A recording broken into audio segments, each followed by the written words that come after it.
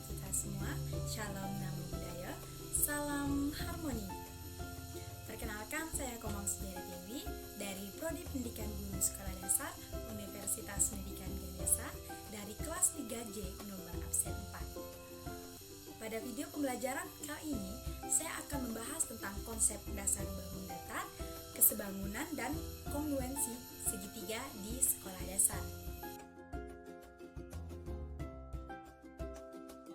Yang pertama, mari kita bahas tentang konsep bangun datar.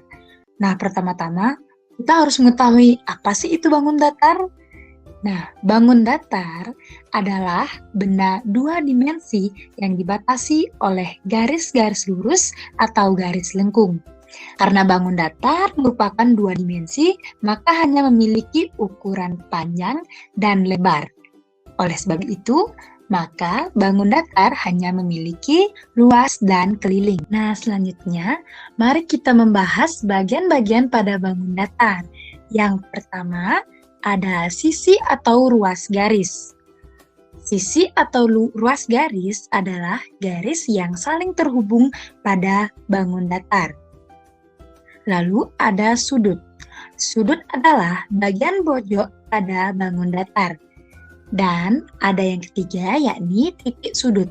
Titik sudut adalah titik pertemuan dua ruas garis. Nah, dapat dilihat pada contoh, yakni contoh gambar persegi panjang.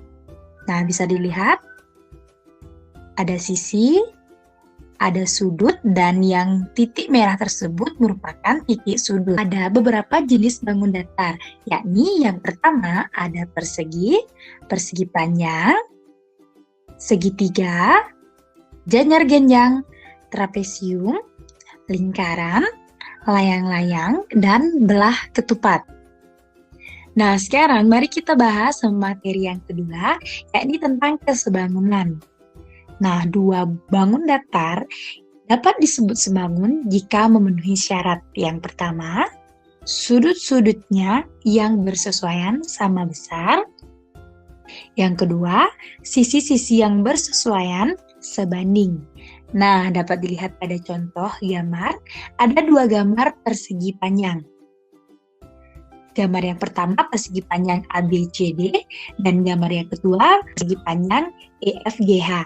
Nah, dapat dilihat tentu sudut-sudutnya yang bersesuaian sama besar ya. Nah, lalu mari kita buktikan sisi-sisi yang bersesuaian sebanding. Kita lihat pada persegi panjang yang pertama, sisi AD, sisi kiri sesuai dengan persegi panjang yang kedua, yakni sisi EH. Maka kita tulis AD per EH sama dengan.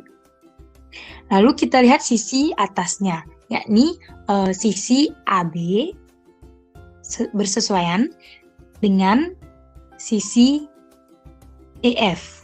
Maka kita tulis AB per EF. Kemudian ada sisi BC sesuaian dengan sisi FG. Maka kita tulis BF per FG. Kemudian ada sisi yang terakhir, yakni sisi CD bersesuaian dengan sisi GH. Maka kita tulis CD per GH. Lalu kemudian kita tulis panjang dari sisi AD, yakni 6 cm, per panjang sisi EH, yakni 3 cm. Sama dengan panjang sisi AB, yakni 4 cm, dan panjang sisi EF, 2. Maka kita tulis 4 per 2. Sama dengan BC, panjang sisinya 6 cm, per panjang sisinya FG, yakni 3 cm. Sama dengan panjang sisi CD 4 cm dan panjang sisi GH 2 cm. Nah, ada 6 per 3. Maka masing-masing dari penjemput dan pemilang dibagi 3. Maka 6 dibagi 3, 2. 6 per 3 dibagi 3, 1. Maka 2 per 1. Kemudian ada 4 per 2. Maka masing-masing pemilang dan penjemput dibagi 2. 4 dibagi 2, 2. 2 dibagi 2, 1. Maka hasilnya juga 2 per 1. Selanjutnya kembali lagi 6/3, maka hasilnya 2/1. Jadi 2/1 ini artinya gambar persegi panjang ABCD 2 kali gambar persegi panjang EFGH.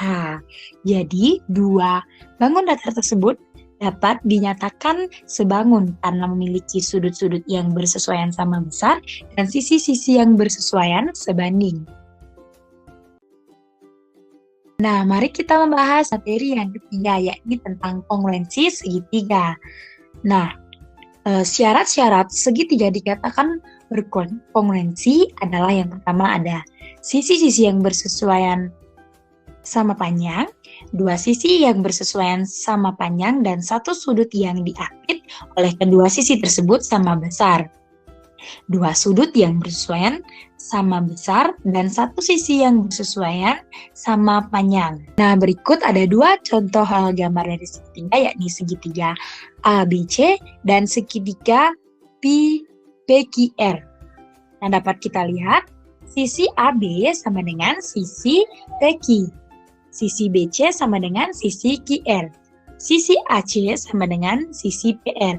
Jadi dapat dinyatakan segitiga ABC dan segitiga PQR merupakan kongruensi. Nah, ada contoh yang kedua, yakni